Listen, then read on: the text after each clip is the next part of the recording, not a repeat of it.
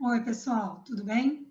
Conforme nós havíamos conversado, segue uma breve revisão do primeiro momento do nosso curso, nossa primeira aula, tá? Só era uma aula introdutória, né, um panorama geral. Vou tentar dar uma recapitulada em tudo aí que a gente andou conversando. Qualquer coisa vocês me escrevam. Eu abri a primeira aula com um glossáriozinho, alguns termos muito recorrentes no yoga. Eu sei que para vocês que já estão indo aí para o quarto encontro, algumas coisas é chover no molhado, mas faz parte, né? Eu sempre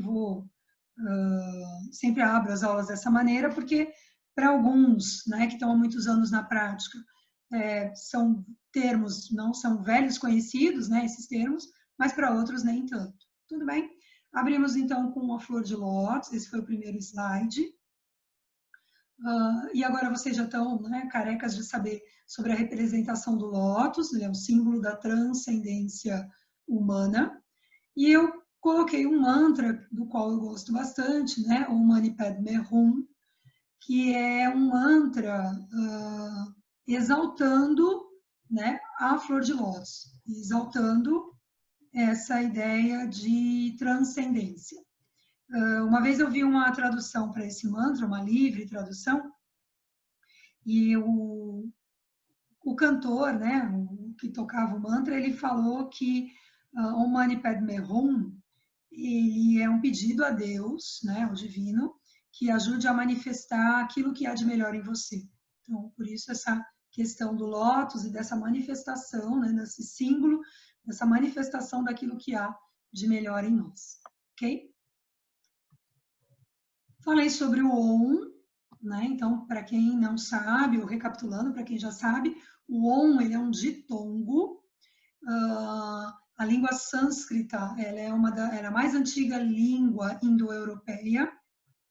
Então, você vai encontrar muito da língua sânscrita na língua inglesa, na língua francesa, inclusive no português. Então, aqui ele é um ditongo semelhante ao petit gâteau do francês, por exemplo, o gâteau, que aí você acaba pronunciando como gâteau. Você não pronuncia o AU, né? Você pronuncia o O. Então, o OM, ele é uma junção de três letras, o A, o U e o M. O A, a representação do começo, o U, o meio e o M, o fim. Quando a gente junta tudo, OM. Vocês vão ver alguns mantras, algumas pessoas entoando a OM, mas não é correto, vamos dizer assim, não é tão... É complicado essa coisa de correto e incorreto, né? Mas não é assim que o mantra deve ser pronunciado por conta disso que eu comentei com vocês, ok? Eu falei sobre a Trimurti hindu, eu achei que era importante nesse primeiro momento você saber, né, que toda a criação existe uma ideia, uma linha, e vocês já aprenderam que existem outras linhas que acreditam em tem outras teorias mitológicas para a criação, e numa delas existe uma Trimurti, né, uma trindade indiana de deuses, em que Brahma é responsável pelo ato de criação, Vishnu, que é esse senhor do meio, pelo ato de manutenção da criação, e Shiva, de transformação, ou destruição, como alguns não gostam, mas essa destruição não no sentido de propiciar um recomeço, ok? Então, essa é a Trimurti hindu, Brahma, Vishnu e Shiva.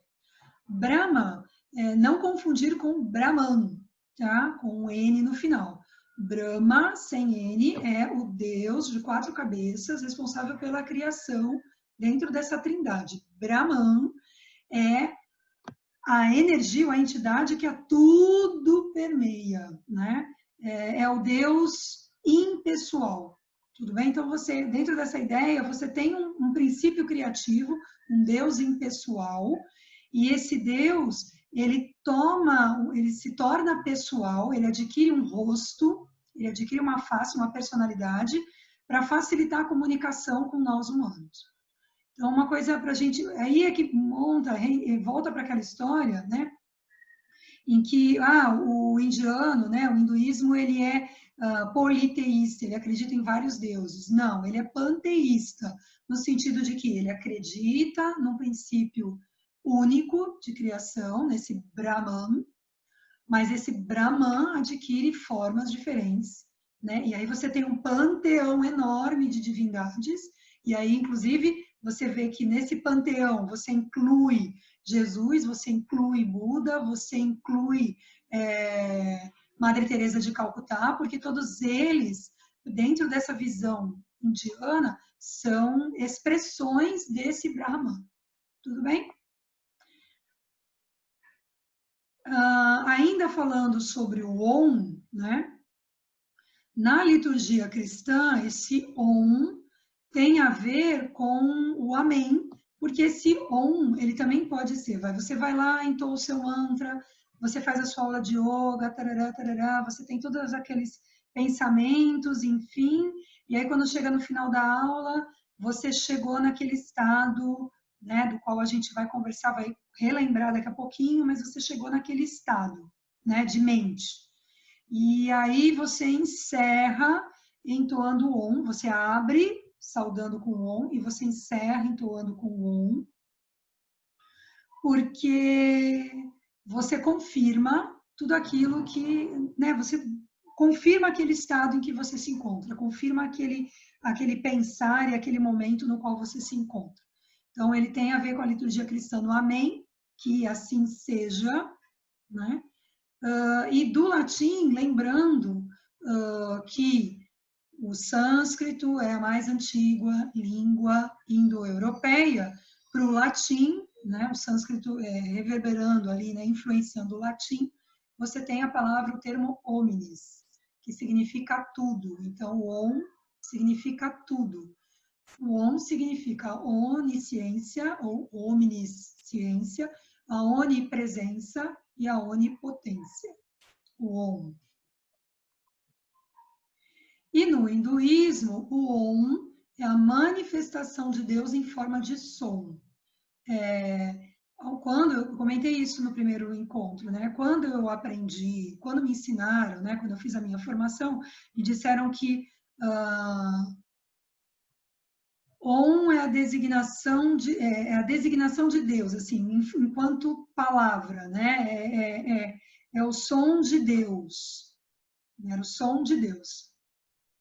Mas depois, quando você vai aprofundando os estudos, o Om é o próprio Deus, né? A própria manifestação de Deus, só que em formato de som. Então, Deus se manifesta de muitas maneiras, o divino. A forma vocal, né, oral desse divino é o Om.